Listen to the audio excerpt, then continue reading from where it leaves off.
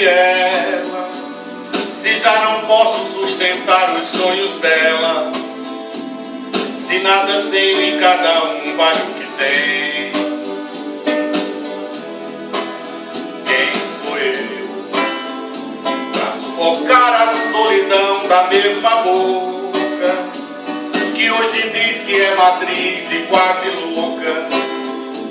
Quando brigamos diz que é afiliar. Afinal, se amar demais passou a ser o meu defeito, é bem possível que eu não tenha mais direito de ser matriz por ter somente amor pra dar.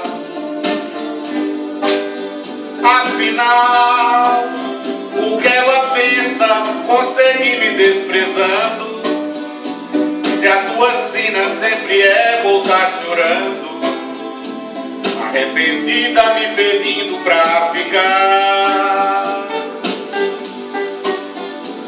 Quem sou eu pra ter direitos exclusivos sobre ela, se já não posso suportar os sonhos dela, se nada tenho e cada um faz o que tem?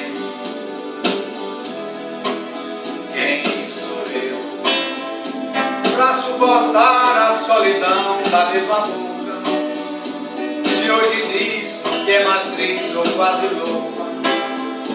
Quando brigamos diz que é afiliar.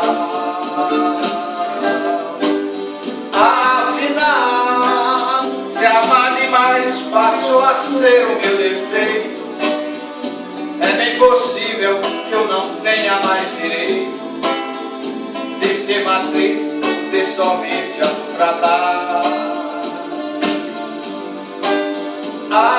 Afinal, o que ela pensa em conseguir me desprezando, se a sua sina sempre é voltar chorando, arrependida me pedindo pra ficar?